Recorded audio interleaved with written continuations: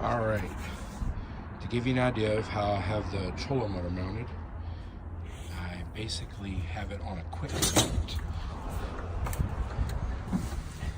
It slides onto that quick connect right there, and that one little set screw right there keeps it on. If I need to, I can remove that set screw and slide it back and it comes completely off. I have the wires running from my foot pedal, which I rarely ever use, and I have it wired into the native plug that came on the boat. From that plug, I wired in the bottom of this. I need to clean all this up. I just got through putting everything back in here. But I have the wires going out the bottom hole right there, and they run back under the boat. It's all dirty today. Under the bottom of the boat, I have them running, and they come up under the console. I know this looks crazy, but I have 3 batteries under there. They're wired to a 4-bank charger that has a breaker and a fuse panel on it.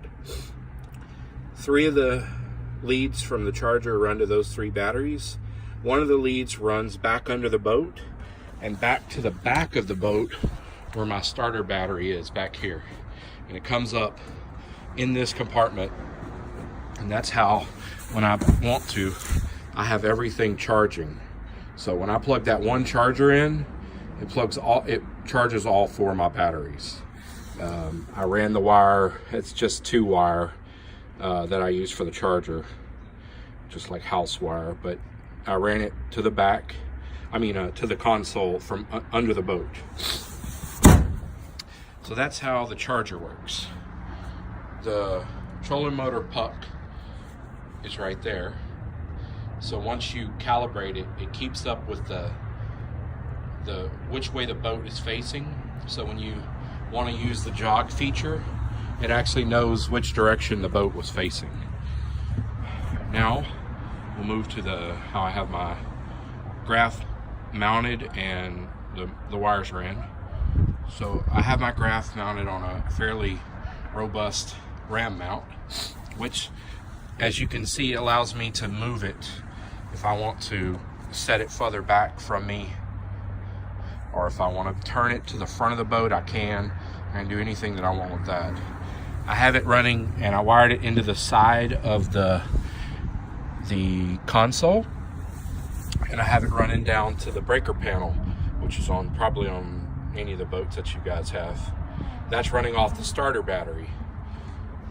So I have that graph running to the breaker panel. It's got its own fuse. That's actually a fuse panel, not a breaker panel, but it's running to its own fuse, so it's running off the back battery. The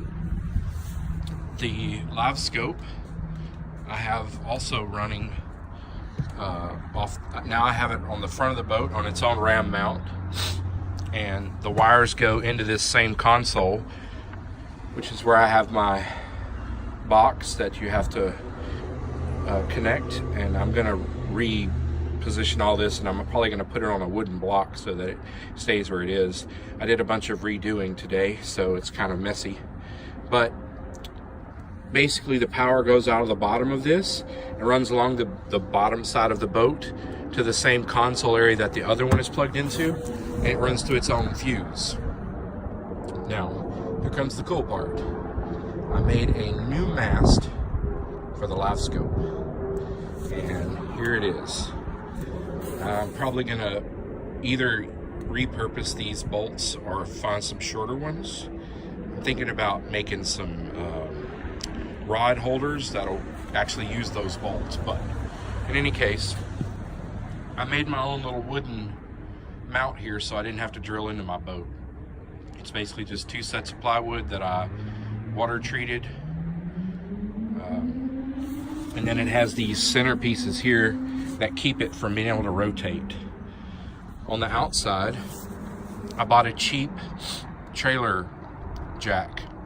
I cut the top and the bottom off so that now, if I want to, I can pull this handle here. I should have put the phone somewhere so you could see it, but Let's see if I can do it without hurting anything. So I'd pull this handle. Let me do that real quick. 1 second. I've pulled the handle, and now it's in the downward position. So in essence, I can turn it right here, and that whichever direction that this is facing is the direction that my transducer is facing. I see that it's a little crooked, but I can fix that fairly easily. But I just finished mounting it, so I ran my cable down the center of it, and that's just 1.25 inch PVC with a connector here and a connector down there that is sandwiched so that it can't go up or down, and it makes it where it pivots very easy in there. So this is a new mast, much easier.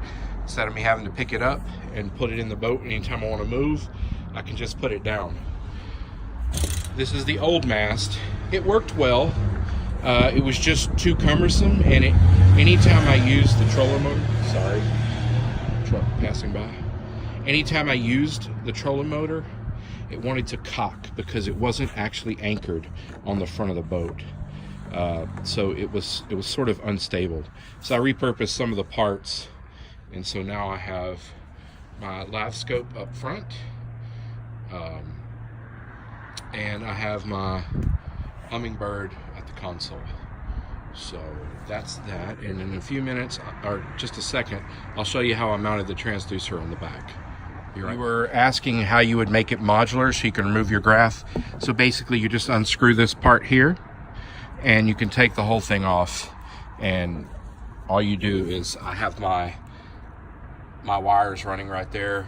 Right now my tripod is sitting there because I thought I was going to use it, but I'm not. Normally I just tuck my wires into there and put my graph in a lockable compartment that's in my boat.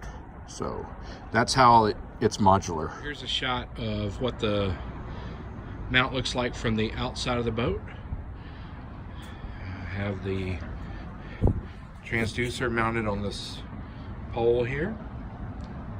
Goes up, mounts to the trailer jack, which allows me to put it, when I want to stow it, it actually just rides along the side of the boat right here and stays out of the way. So it's easy. The wires run right into the console, so they're out of the way. All the wires for the trolling motor are actually running under here. You can see how they go up into the here. I'm gonna tuck all this up. They run along the pontoon back there. They run all the way down the side of the pontoon until you get to here, and they run up under the console. I realize it's probably kind of hard to see up under there, but that's where they go. So in essence, that's what you'll have to do when you want to mount your trolling motor on the pontoon boat. Right, back of the pontoon boat. If you ever buy a pontoon boat, or any boat for that matter, this motor is amazing. This is the new Mercury 4-stroke. This is a 200 horse. It pushes this boat about 35 miles an hour, fully loaded with fuel. Gets on plane in about maybe 6 to 8 seconds. And it's at 35 miles an hour in probably less than 10 or 12 seconds. I mean, it's pretty crazy how fast it is. And I may be exaggerating. It could be maybe 20 seconds. I haven't really timed it, but it's comparable with a normal boat. So this thing is really powerful. But anyway, so this is how I have my transducer mounted. As you can see, it's actually just a little bit even with the bottom of the pontoon. That's what you want. You also want it level with this line that's on your pontoon. So the water level, you're trying to line your transducer up at the same level as the water when you're on plane. This allows me to run probably 20 miles an hour and still read the bottom. Now it's a little fast to get good returns, but it allows me to read the bottom, and I can see fish hooks or humps, arcs, whatever you want to call them, at about 15 to 20 miles an hour. So as long as what you're trying to do is put your transducer in the clean water. So if you have anything under your boat that would cause turbulence, anything like a lifting strake or anything like that, you want to try to stay away from that. But I've found that if you mount yours right under this pontoon, just below it, so that the water coming off the bottom of the pontoon is clean, you will get a good reading. You do not want to mount it higher than that, because what will happen is when the water comes out of that pontoon, it's going to cause turbulence. So you'll actually, your transducer will be riding in turbulence as you're driving. But I ran my transducer cable along the bottom. I have not tidied it up yet. I haven't had the boat that long, so I keep taking it out and testing it. I used a fish snake that people use to run electrical wire down walls and things like that, and I ran it directly across the boat. So this is directly across from where my console is. So I had to actually get a extension cable for my transducer cable because it was too long. I needed longer than it came with, but it runs over there and goes up under the boat, the same place that all the other wires do, into the console, and then come out of the side of the console and plugs into the graph. So there you go. If you have any questions, just let me know and I can try to answer them or post a different video. Thank you. Please like and subscribe.